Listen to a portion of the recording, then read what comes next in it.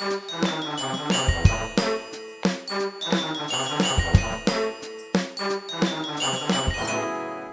hi, Professor. What's the skill for today? Oh, hi BT.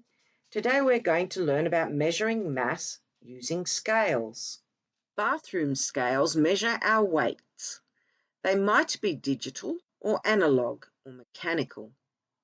Metric digital scales show weight in kilograms and decimal fractions of kilograms.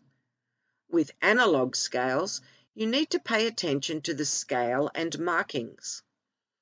If they have kilograms shown, you need to determine what fraction of the kilogram the markings in between show. They might be quarters of kilograms. Some sets of scales are numbered only at every 10 kilograms. If there are 9 markings between each 10 kilogram number, then each one is 1 kilogram. An adult might weigh around 75 kilograms. A 10-year-old might weigh around 35 kilograms. Kitchen scales measure the mass of food items. Again, they may be digital or analog. On a digital scale, you set the units you want it to measure in, like grams or pounds. It is important to understand the divisions on an analog set of kitchen scales. There are usually larger numbers around the scale for kilograms, and divisions in between them that may or may not be labelled. You also need to make sure the scale reads 0 before the food item is placed on it. These kitchen scales show every 500 grams up to 5 kilograms.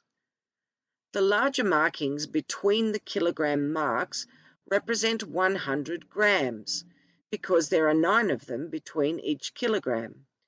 That is, each kilogram is divided into 10 sections of 100 grams each. The flour weighs 1 kilogram. The eggs weigh 100 grams. The sugar weighs 1 kilogram and 100 grams, or 1.1 kilograms.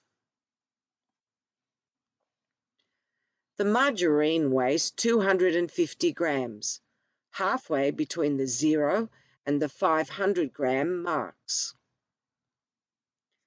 Note that when you buy a product that shows its weight on the packaging, the term net refers to the weight of goods only, while gross weight includes the weight of the packaging.